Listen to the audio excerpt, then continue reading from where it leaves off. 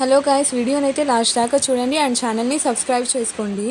ఇంకా డబ్బులు తీసుకోవడానికి మనిషి రాగానే ఇంట్లో నుంచి అందరు బయటికైతే వస్తారు. డబ్బులు అందాయని నిన్న కాల్ చేశారు కదా, ఈరోజు వచ్చి తీసుకోమని చెప్పి వచ్చాను, డబ్బులు ఇవ్వండి అని అయితే ఆయన రాగానే అయితే డబ్బులు అడుగుతాడు.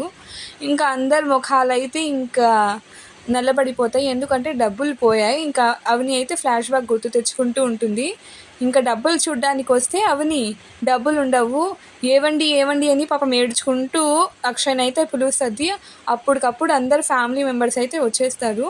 అప్పటికప్పుడు ఏవండి నేను తీసుకొని వచ్చిన డబ్బులు కనిపించడం లేదు అని చెప్పంగానే అందరు ఇంట్లో వాళ్ళందరూ అయితే షాక్ అయిపోతారు. ఇంకా అవని అది గుర్తు తెచ్చుకొని ఇప్పుడు ఏం చెప్పాలో ఏందో అర్థం కాదు తనకి. డబ్బులు ఇవ్వడానికి వచ్చిన వాళ్ళేమో తొందరగా డబ్బులు ఇస్తే నేను తీసుకొని వెళ్తాను అని చెప్తాడు. అప్పటికప్పుడు అక్షయ్ వచ్చి నిన్న రాత్రి దొంగలు పడి డబ్బులన్నీ ఎత్తుకుపోయారండి, ఇంకా డబ్బులు లేవు అని చెప్పంగానే అక్కడ ఉండే మనిషి మాత్రము ఇలాంటి డ్రామాలు మాకేం కొత్త కాదు, మీ ఇంటికి ఇచ్చిన టైం అయిపోయింది, ఇంకా మీ సైట్కి ఆప్షన్ వేసేస్తాం మేము అని చెప్పేసేదైతే ఆయన వెళ్ళిపోతాడు, ఎవరి మాట వినకుండా. ఇంకా అవని అయితే బాధపడుతూ ఉంటుంది ఫుల్గా. ఇంకా అవనికైతే పల్లవి మీద అయితే డౌట్ ఉంది. ఇంకా పల్లవి దగ్గరికి వెళ్ళి